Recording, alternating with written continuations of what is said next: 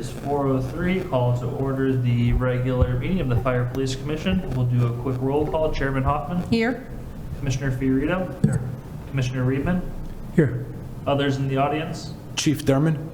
And Assistant to the City Administrator Austin. We'll do item 2, approval of minutes. July 29, 2026, Fire Police Commission regular meeting minutes. Does someone want to make a motion? I'll make a motion. And a second? I'll second it. Quick roll call. Chairman Hoffman. Aye. Commissioner Fiorito. Aye.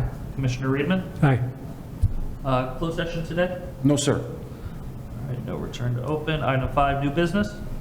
No new business. Item 6, old business. No old business. All right, we'll move on to item 7, departmental updates / correspondence. Yes, some of those. Thank you. Commissioners, I'd like to update you on our summer outreach program. This will be a quick wrap-up of that program. If you recall, every year we organize our summer outreach program, and the major benefit of that program is to the children, the students of the East Side. We take them on a various field trip. This year, we chaperoned kids to 3 different field trips. The first one was to River Trails Park District Pool. There was another one to Camp Duncan, and the last one was to Chicago Fire. On average, it was 45 to 50 kids at each of those field trips. I'd like to give special thanks to all of our sworn and civilian staff, especially our crime prevention unit, which is a unit within our police department made up of civilians and sworn officers who put together these field trips. They organize the day of the event, arrange transportation, food, and chaperone the kids. Our social services, social worker Maldonado was big this year. She took on the program and has been the coordinator of it. Our police department volunteers and Omni staff who made the trips possible and volunteer their time. And lastly, to our community partners who financially support these initiatives and these trips with their donations, which allow us to take the kids to these various trips. Backpack giveaway event, which is usually the event that kind of closes out our summer season. That is the event that's held at the park on the east side. 35 various community partners came together this year. This is an event that is a back-to-school event. So it's right before school starts, and the goal is to provide community services, resources, backpacks with supplies to students. Over 850 backpacks were given to local kids. Like I said, Who funded that? Sir? Who funded that? So it's, once again, it's through the community. It's through the community and various community partners.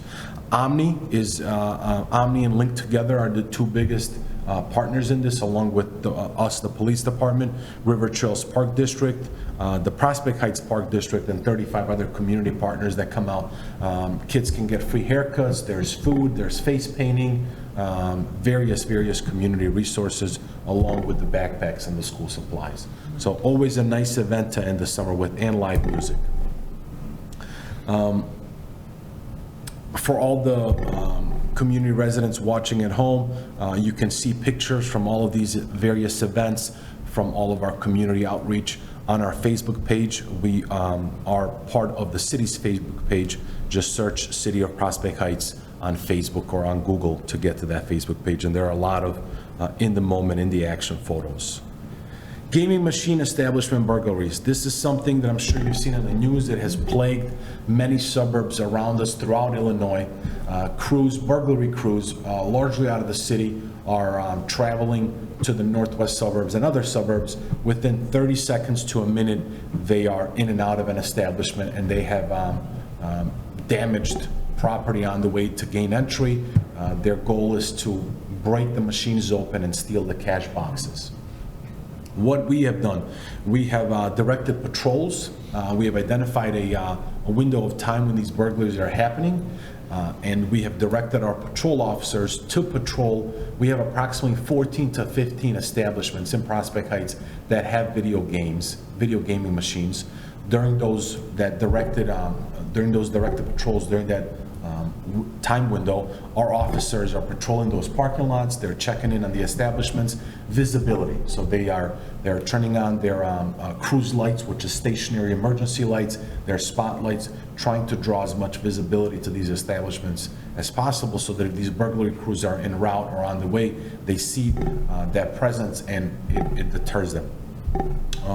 We have encountered one in the act. We attempted to stop them. They fled, ultimately got up to speeds of 100 miles an hour, and we did not pursue, given that it was a property crime and there was no loss of life or harm to anyone, any person. I worked with Mr.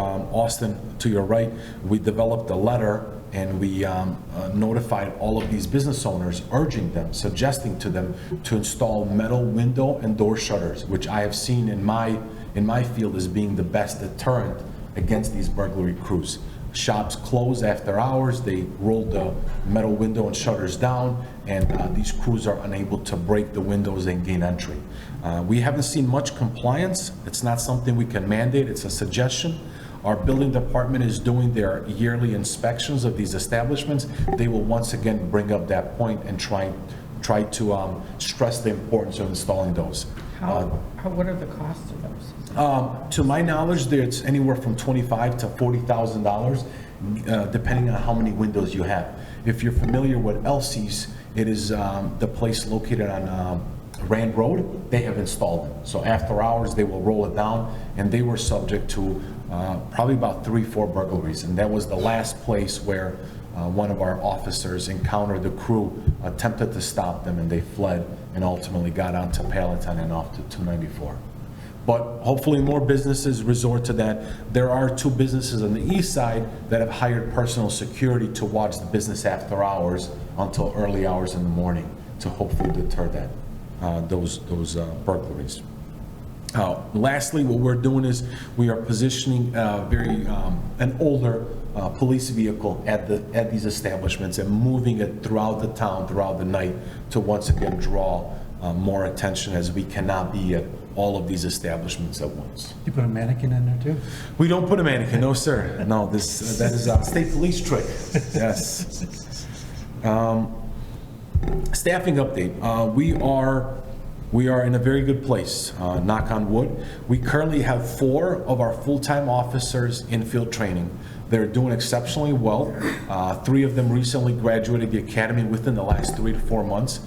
They're all nearing the completion of field training. They're doing very well. Once again, knock on wood. And we have one lateral that we hired that is getting ready to enter the field training process. There are some online trainings and some other trainings we have to satisfy as required by the board. If you recall, you interviewed a part-timer, and we interviewed a part-timer, you interviewed a full-timer. They are still in the background phase of the hiring process. We have extended conditional offers, but they have not come on board yet because they need to undergo background investigation and the full array of assessments before they can come on board. With the addition, if everything goes well, we will be at that 24 sworn full-time number, which this year was bumped up by 1 from 23 to 24. That is chief on down. And then 4 part-timers. So we will be at 100% staffing levels, which we haven't been in years. Upcoming interviews, as you all know, are entry-level recruit examination closed on Monday the 24th, which prompted 59 scheduled interviews beginning tomorrow on Thursday and lasting through Sunday. I appreciate your patience and your willingness to participate in those. We will be there with you. Hopefully, we get some good applicants. I do have 2 spots reserved at the State Police Academy for this fall. I don't have any current openings, but it's unknown what's going to happen in field training and with all the assessments that are left for the one full-time recruit. So it's always good to have that. And as you know, we have to maintain an eligible list, which we have exhausted our list. Other than that, things are good. As I said, we wrapped up most of our summer outreach initiatives. We are now going slowly into the fall season, which is going to bring up some more events. I will cover that at some later meetings. And we've undergone some minor cosmetic remodeling of the PD. We're undergoing major remodeling of the exterior of the PD, which is going to last another several months. And so be patient with the congestion and the parking in the area. When's the fire department going to be done? Unknown, sir. Projected, yes. They have laid the foundation. They are now starting to build the cinder block walls. Projected would be spring of 2027.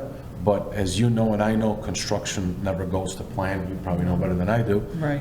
And there have been some hiccups with various vendors, relocation of fiber, gas lines, and so forth. And so there's always a delay with these projects.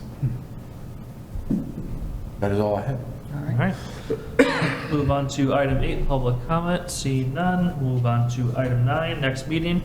The next regular meeting of the Fire Police Commission is scheduled for Wednesday, September 30th, 2026 at 4 PM here at City Hall. How does that look for everybody? Not for me. Actually, it doesn't matter what day in September I'm going.